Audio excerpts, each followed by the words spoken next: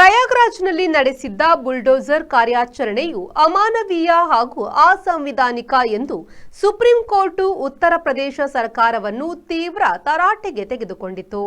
ಯಾರೆಲ್ಲರ ಮನೆ ಕೆಡವಿದ್ದೀರೋ ಅವರೆಲ್ಲರಿಗೂ ತಲಾ 10 ಲಕ್ಷ ರೂಪಾಯಿ ಪರಿಹಾರ ನೀಡುವಂತೆ ನ್ಯಾಯಮೂರ್ತಿಗಳಾದ ಎಸ್ ಓಕಾ ಹಾಗೂ ಉಜ್ವಲ್ ಬುಯಾನಾ ಅವರುಗಳಿದ್ದ ಪೀಠವು ಉತ್ತರ ಪ್ರದೇಶ ಸರ್ಕಾರಕ್ಕೆ ಆದೇಶಿಸಿತು.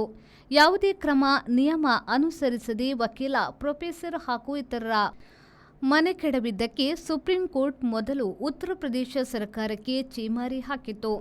2023ರಲ್ಲಿ ಕೊಲೆಯಾದ ಗ್ಯಾಂಗ್ಸ್ಟರ್ ಅತೀಕ್ ಅಹಮದ್ಗೆ ಸೇರಿದ ಜಾಗ ಎಂದು ಯಾವುದೇ ಆಧಾರವಿಲ್ಲದೆ ನ್ಯಾಯಬದ್ಧವಾಗಿ ಮನೆ ಕಟ್ಟಿಕೊಂಡಿದ್ದವರ ಮನೆ ಕೆಡವಿದ್ದಾರೆ ಎಂದು ಫಿರ್ಯಾದುದಾರರ ಪರ ವಕೀಲರು ನ್ಯಾಯಾಲಯದ ಎದುರು ಆಧಾರ ಸಮೇತ ವಾದಿಸಿದ್ರು.